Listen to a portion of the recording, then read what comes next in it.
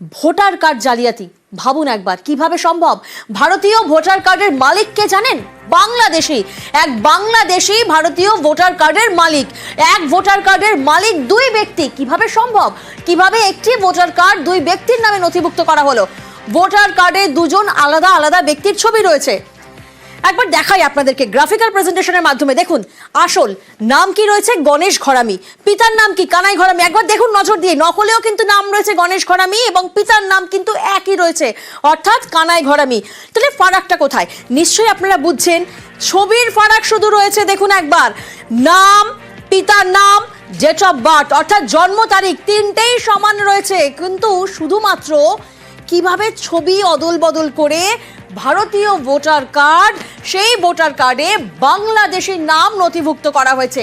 কিভাবে সম্ভব? কিভাবে ছবি বদলে ভারতীয় সাজদের নয়া জালিয়াতি সামনে এলো? আমাদের প্রতিনিধি অনিরুদ্ধ এই মুহূর্তে আমাদের সঙ্গে রয়েছেন। অনিরুদ্ধ, আমরা দেখলাম এবং আমাদের দর্শকদেরকেও গ্রাফিক্যাল প্রেজেন্টেশনের মাধ্যমে দেখালাম যে কিভাবে দুটো ভোটার কার্ড, যেখানে আসল ব্যক্তি যিনি তার নাম রয়েছে, তার বাবার নাম রয়েছেন, জন্ম তারিখ রয়েছেন, এবং নকল যে ভোটার কার্ড অর্থাৎ যে বাংলাদেশি অভিযুক্ত যার নামে সেই ভোটার কার্ড, সেখানেও তো সব এই রেকর্ডগুলো সেম রয়েছে।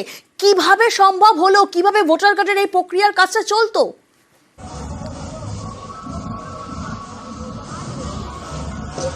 একদমই প্রিয়াঙ্কা, উত্তর 24 পরগনার বাগদা থানার পুরদহ গ্রামের বাসিন্দা এই গণেশ ঘরামি, ইনি হচ্ছেন প্রকৃত ভোটার কার্ডের মালিক।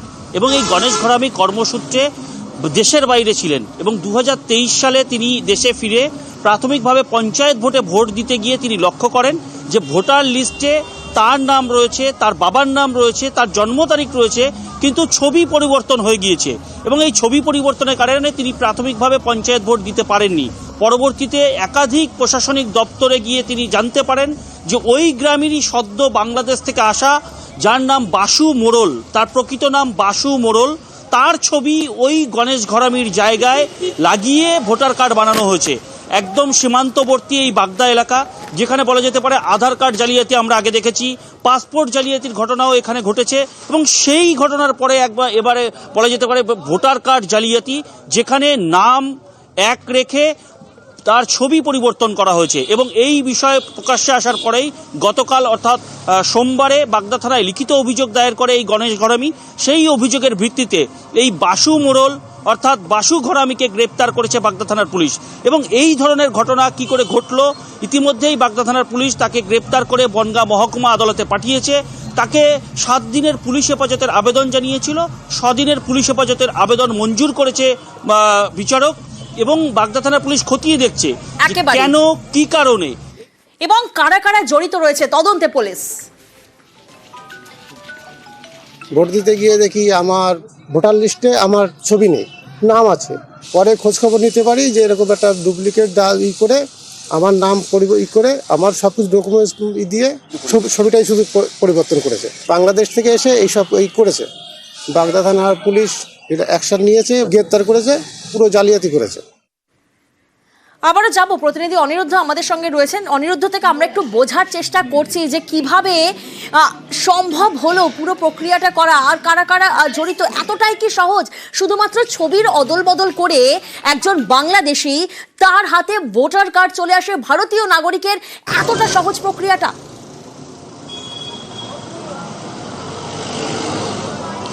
একদমই প্রিয়াঙ্কা, সঠিক প্রশ্ন। এবং এই জায়গাতেই প্রশ্ন যে একটা ভোটার কার্ড, এই দেশীয় ব্যক্তি অর্থাৎ ভারতীয় নাগরিক, তার ভোটার কার্ড বাংলাদেশ থেকে সদ্য বাংলাদেশ থেকে এসে কি করে এই ভোটার কার্ডে তার ছবি পরিবর্তন হয়ে গেল?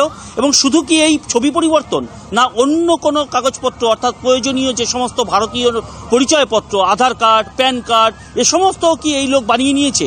তা নিয়ে কিন্তু প্রশ্নচিহ্ন রয়েছে। এবং শুধুই কি এই ব্যক্তি যিনি বাংলাদেশ থেকে ভারতে এসেছেন, তিনি কি তার যে অভিসন্ধি, সেই অভিসন্ধিতেই এটা সম্ভব হয়েছে, না অন্য কোনো দপ্তরের আধিকারিকও এর সঙ্গে জড়িত আছে? সে বিষয়ে কিন্তু তদন্ত করছে বাগদা থানার পুলিশ।